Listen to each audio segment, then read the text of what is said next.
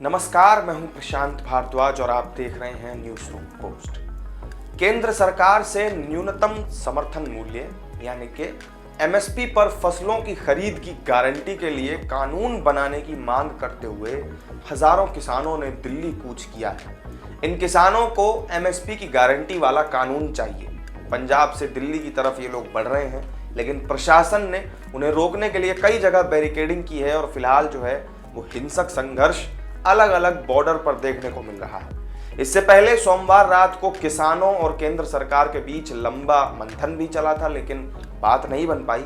मगर ऐसे में एक सवाल ये भी उठ रहा है कि इन किसानों की एमएसपी वाली मांग को आखिर सरकार पूरा क्यों नहीं कर देती और एमएसपी की गारंटी वाला कानून बना क्यों नहीं देती। सरकार के लिए कानून बनाना कौन सी बड़ी बात है, लेकिन ये सवाल जितना आसान नजर आता है, इसका जवाब उतना ही जटिल है।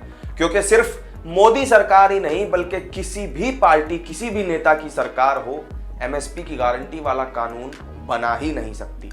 राहुल गांधी ने बीते दिनों मौके का फायदा उठाने के चक्कर में भारत जोड़ो न्याय यात्रा के दौरान कह दिया कि इस बार चुनाव हम जीत गए और कांग्रेस की सरकार बन गई तो वो एमएसपी की गारंटी किसानों को दे देंगे।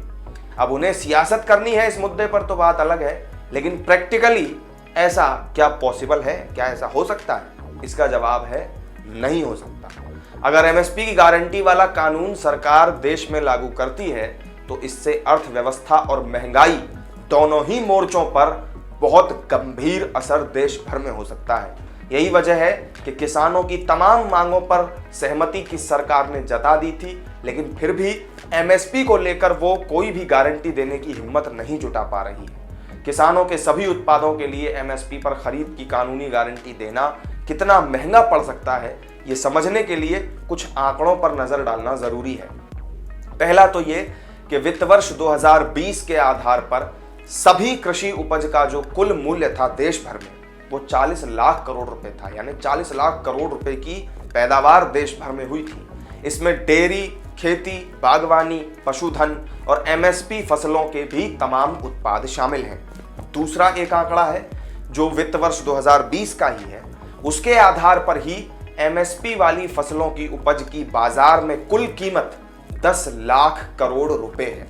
अगर एमएसपी वाली फसलों की ही एमएसपी पर खरीद की कानूनी गारंटी सरकार दे दे तो फिर ये बहुत ज्यादा हो जाता है।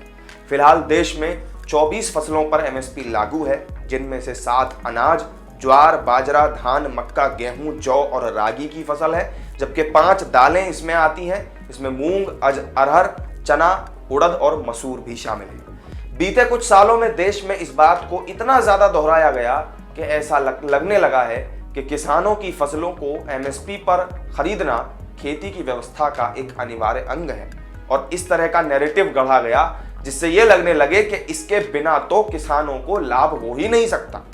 हालांकि ये सच्चाई से बहुत दूर की बात है।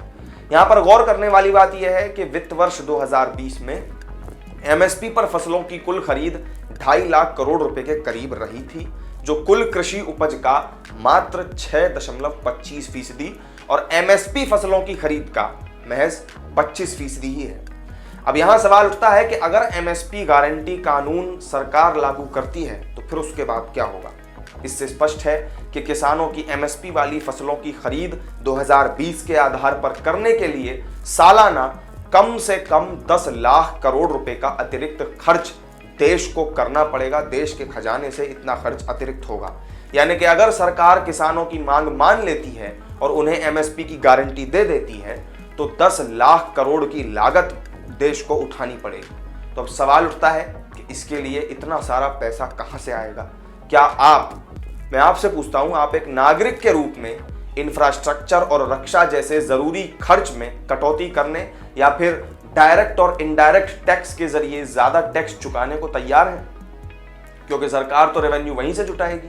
सरकार ने अंतरिम बजट में बुनियादी ढांचे के लिए इसी रकम के बराबर यानी कि 11.11 लाख करोड़ रुपए आवंटित किए हैं और बीते 7 वित्तीय वर्षों में हमारे बुनियादी ढांचे पर जो वार्षिक खर्च किया गया औसतन वो खर्च 67 लाख करोड़ रुपए का रहा, जो 10 लाख करोड़ रुपए से बहुत कम नहीं है।